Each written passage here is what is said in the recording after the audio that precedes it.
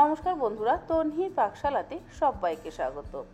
ডিম খেতে বাচ্চা বড় সকলেই ভীষণই পছন্দ করে। আজকে আমি আপনার সঙ্গে খুব কম সময়ে এবং কম উপকরণে দারুণ সুস্বাদু চটজলদি ডিমের একটি রেসিপি শেয়ার করব। এটি সম্পূর্ণ আমার নিজস্ব রেসিপি। আমি জানি না এই রেসিপি আগে কেউ কখনো বাড়িতে বানিয়েছেন কিনা। যদি বাড়িতে বানিয়ে থাকেন অবশ্যই আমাকে কমেন্ট বক্সে কমেন্ট করে জানাতে কিন্তু একেবারে ভুলবেন না।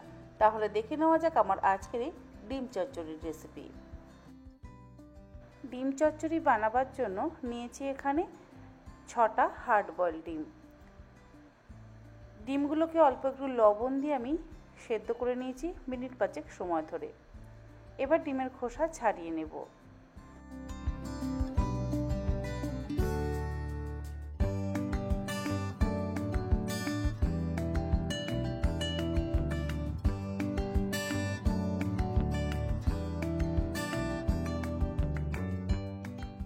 আমি এখানে পোলট্রির ডিম ব্যবহার করেছি, আপনারা চাইলে হাঁসের ডিম বা দেশি মুরগির ডিমও কিন্তু অবশ্যই ব্যবহার করতে পারেন।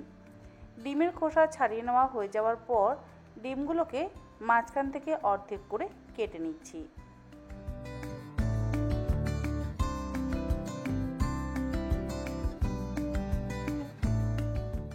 ফ্রাই প্যানে দিয়ে দিচ্ছি 1 চা চামচ পরিমাণে সর্ষের তেল। তেল গরম হয়ে যাওয়ার পর এর মধ্যে দিয়ে দেব খুব সামান্য পরিমাণে একটু লবণ।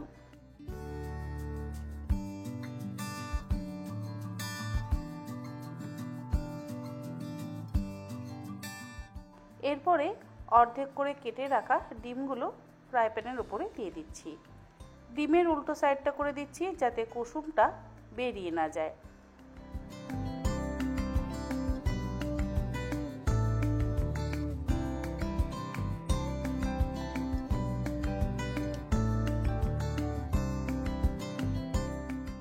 গ্যাসের ফ্লেমটাকে লোতে করে দিয়ে একটা সাইড ভাজা হয়ে যাওয়ার পর অন্য সাইড উল্টে নেব।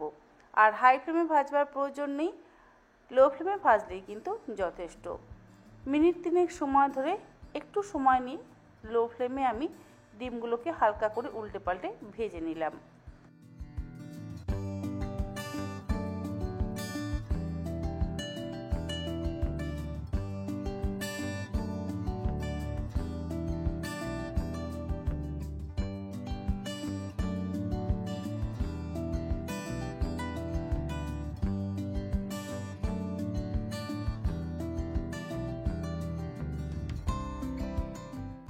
ডিমগুলো ভাজতে ভাজতে অপরদিকে আলু আর পেঁয়াজটা কেটে নেব। দুটো মিডিয়াম সাইজের আলু আমি এখানে ব্যবহার করছি। আলুর খোসা ছাড়িয়ে নিয়ে যেভাবে আমরা আলু ভাজা কাটি ঠিক সেই রকমভাবে লম্বা লম্বা করে আমি আলুটা টুকরো করে নেব।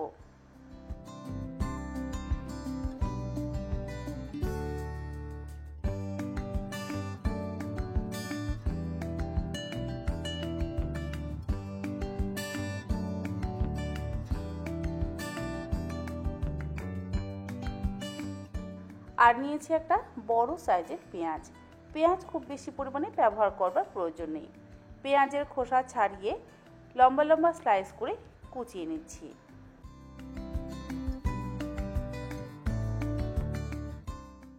রান্নাটা করা কিন্তু ভীষণই সহজ, উপকরণও খুব একটা লাগে না, আর তেল মশলার ব্যবহারও খুবই কম হয়। পেঁয়াজটা আমি একদম লম্বা লম্বা স্লাইস করে কুচিয়ে নিলাম। অপরদিকে ডিমের টুকরোগুলো বেশ একটু লাল করে ভাজা হয়ে গেছে। ফ্রাই প্যানের মধ্যে দিয়ে দিলাম 2 চা চামচ পরিমাণে সর্ষের তেল। তেলটা গরম করে নেওয়ার পর মিহি করে কুচিয়ে নেওয়া 3 কোয়া রসুন এর মধ্যে দিয়ে দিলাম। 1 থেকে 1.5 মিনিট রসুন কুচিগুলোকে একটু ভেজে নেওয়ার পর এর মধ্যে লম্বা টুকরো করে কেটে রাখা আলুগুলো দিয়ে দিলাম এর মধ্যে পেঁয়াজ কুচিটা, আর দিচ্ছি 3টে চেরা কাঁচা লঙ্কা আর একটা টমেটো ছোটো টুকরো করে কেটে নিয়ে দিয়ে দিচ্ছি। তারপরে দিচ্ছি স্বাদ অনুসারে লবণ, 1/4 চা চামচ পরিমাণে দেব হলুদ গুঁড়ো আর 1/2 চা চামচ পরিমাণে দেব কাশ্মীরি লঙ্কার গুঁড়ো। তারপরে 1.5 থেকে 1.25 কাপ পরিমাণে জল দিয়ে গ্যাসের ফ্লেমটাকে লোতে করে দিয়ে ঢাকা দিয়ে ডিম চচ্চড়িটাকে সেদ্ধ করে নেব। কোনো রকম নাড়াচাড়া করবার প্রয়োজন নেই। হলুদ আর কাশ্মীরি লঙ্কার গুঁড়ো দিয়ে একটু মিশিয়ে নেওয়ার পর তারপরে ঢাকা দিয়ে দেব। জিরে গুঁড়ো, ধনে গুঁড়ো, গরম মশলার গুঁড়ো, কোনো রকম গুঁড়ো মশলার ব্যবহার করবার একেবারে প্রয়োজন নেই। রান্নাটা যেমনই সহজ, খেতেও কিন্তু তেমনই সুস্বাদু।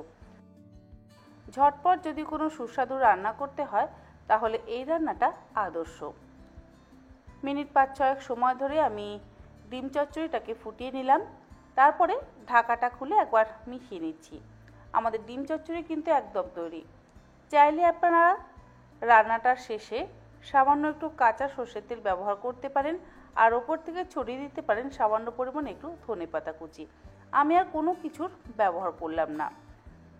অতিরিক্ত তেল ব্যবহার না করে খুব অল্প তেলে তৈরি হয়ে গেল দারুণ সুস্বাদু ডিম চচ্চড়ি।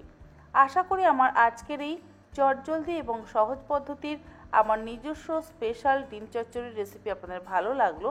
ভালো লাগলে আপনারা অবশ্যই এইরকমভাবে একবার অন্তত বাড়িতে বানিয়ে দেখবেন। আমার মনে হয় আপনাদের সকলেরই ভালো লাগবে। আজ তাহলে এই পর্যন্ত। আবার হাজির হয়ে যাব অন্যদিন অন্য কোনো রেসিপি নিয়ে। ভালো থাকবেন, সুস্থ থাকবেন। ধন্যবাদ।